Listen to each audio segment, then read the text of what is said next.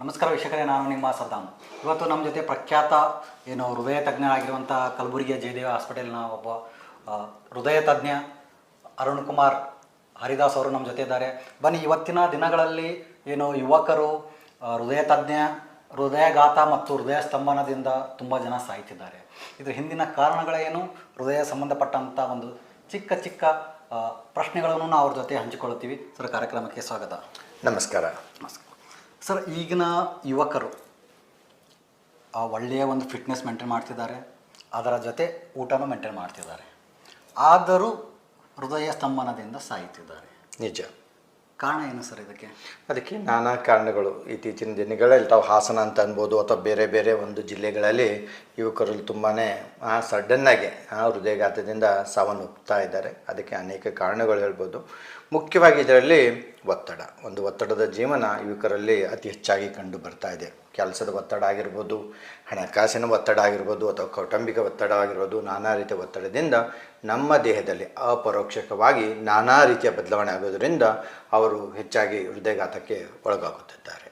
ಅದರೊಟ್ಟಿಗೆ ಅಭ್ಯಾಸಗಳು, ದುರಭ್ಯಾಸಗಳು ಸಹ ಅದೇ ರೀತಿಯಲ್ಲಿ ಹೆಚ್ಚಾಗ್ತಾ ಇದೆ. ಧೂಮ್ರಪಾನ ಆಗ್ಬೋದು, ಧೂಮಪಾನ ಆಗ್ಬೋದು, ಇನ್ನೂ ಕೆಲವರಲ್ಲಿ ಡ್ರಗ್ ಅಡಿಕ್ಷನ್ ಅಂತ ಏನು ಹೇಳ್ತೀವಿ ನಾವು, ಇದು ಸಹ ಡೈರೆಕ್ಟ್ಲಿ ಇಂಡೈರೆಕ್ಟ್ಲಿ ಅವರಲ್ಲಿ ಹೆಚ್ಚಾಗುತ್ತಿರುವ ಹೃದಯಘಾತಕ್ಕೆ ಕಾರಣ.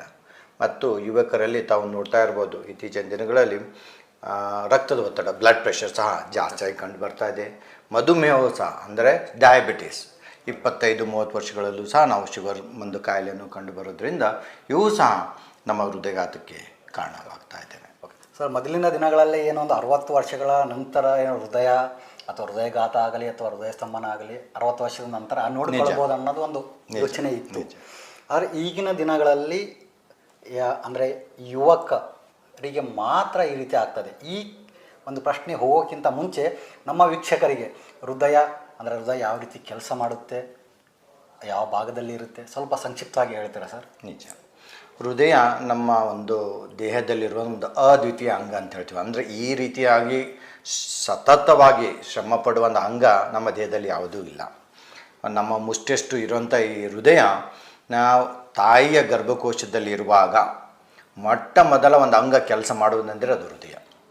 ಈ ಹೃದಯ ನಮ್ಮ ಸಾವನ್ನಪ್ಪಿದಾಗ ಕೊನೆಯದಾಗಿ ಒಂದು ಕಾರ್ಯ ನಿಲ್ಲಿಸೋದಂದರೆ ಅದು ನಮ್ಮ ಹೃದಯ. ಆ ಮಟ್ಟಿಗೆ ಸತತವಾಗಿ ನಿಮಿಷಕ್ಕೆ 70 ಬಾರಿ ಬಡಿದುಕೊಂಡು ನಿಮಿಷಕ್ಕೆ 5 ಲೀಟರಷ್ಟು ರಕ್ತದಲ್ಲಿ ವಿವಿಧ ರೀತಿಯ ಆಮ್ಲಜನಕ ಆಗಿರ್ಬೋದು ಅಥವಾ ಪೋಷಕಾಂಶಗಳನ್ನು ನಮ್ಮ ದೇಹದ ವಿವಿಧ ಅಂಗಗಳಿಗೆ ಸರಬರಾಜು ಮಾಡುವಂಥ ಒಂದು ಅತಿ ವಿಶಿಷ್ಟ ಅಂಗ.